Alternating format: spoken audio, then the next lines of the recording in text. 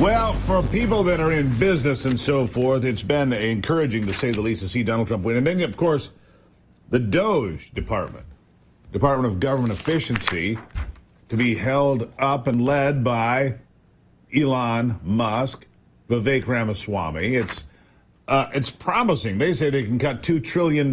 Well, if that's true, they might be able to arrest this out-of-control spending. I don't know if it's possible. So many things are mandatory. I mean, one thing the government's very good at is writing checks with your money to other people. Some of them live here, most of them don't. I mean, your money flows out of this country so fast, it's remarkable. Joining me now, Gruber Norquist, Americans for Tax Reform. He's the president there, of course. Grover, first time I think we've spoken since the election. So, first of all, good news. It's still a pretty good afterglow 3 weeks on.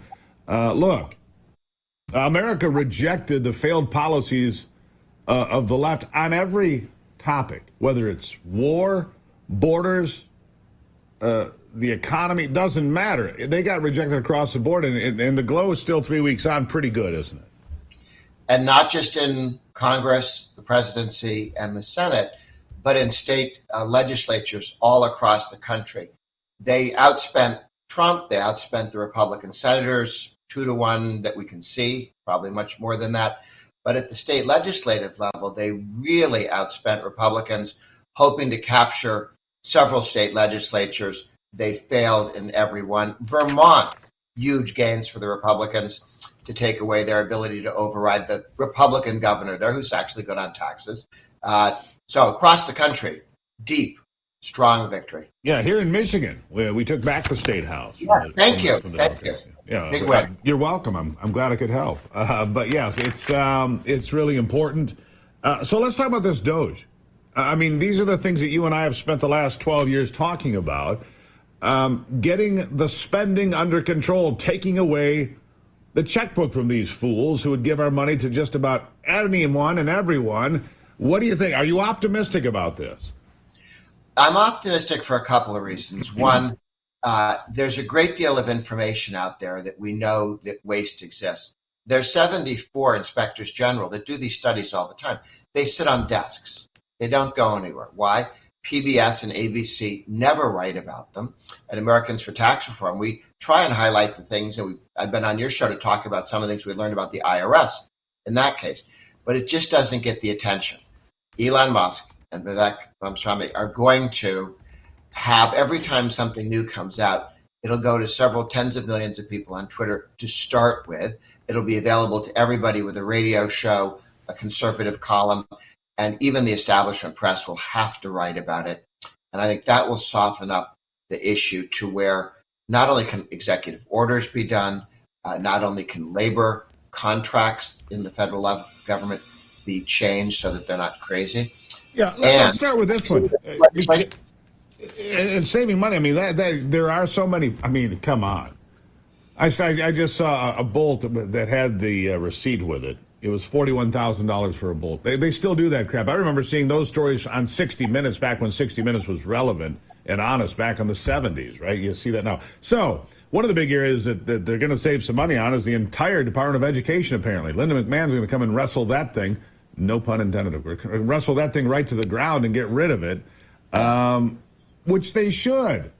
We should have education at the state level, the local level, local control, right? Whatever they're doing in Washington, block granted to the states, and now you know what you don't need? All that staff and all those buildings. Huge savings. Even whatever the programs were, send them to the 50 states. Let the states decide whether that was a smart way to spend education money or not. And there's a great deal of block granting that we need to do. I was just reading recently, Reagan block granted 77 smaller welfare programs, block granted out to the states for them to run. Then we did aid to families with dependent children under Clinton. You could do all of Medicaid, you could do all of food stamps, all of the jobs programs, send them to the states. There's no reason the money needs to come to Washington, have Washington touch it, fondle it, keep some of it, and then send it out incompetently. That massive efficiencies. The IRS, by their own admission, by the Inspector General study, half of the people in the IRS never come to work. Never. The other half, sometimes. They're not willing to tell you how often. And yet, Grover, and I want to go through this, and yet we lease every month billions of square feet of office space that never gets used, and the bill gets sent to us, right? And we heat them, and we have security for Yeah. them. They could be consolidated. They could be sold off. We could put salt in the ground, something. This needs to be downsized permanently. There are 200,000 more civilian employees at the Pentagon than are necessary. Then we're there at the height of the Cold War. We now have a smaller army, a smaller navy, but a bureaucracy that's grown since the end of the Cold War. This is ridiculous. Let me ask you about one other thing. We got about a minute and a half here. But this is an idea that got started in Trump's first term, and I hope that he goes back to us, because I've heard some rumblings about it. With so much going on, it's hard to say. But breaking up Washington in general. What I mean by that, I think the Interior Department was going to go to St. Louis or Kansas City. I think that would be great.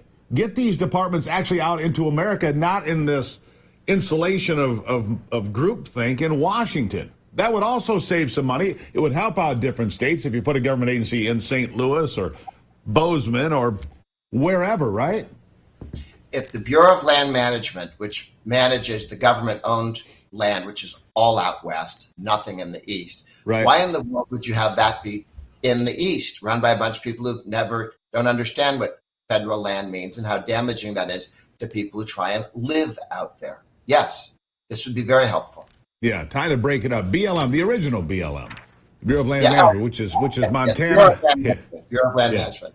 Yeah, Wyoming, Montana, Idaho, New Mexico, Arizona, all those places. Anyhow, Grover, I feel optimistic and I feel good. Have a happy Thanksgiving, my friend. Happy Thanksgiving to you too. There you have it. Count your blessings, America. We're back in the game. All right, we're back in the game, America. Good to have you here. I'll be right back.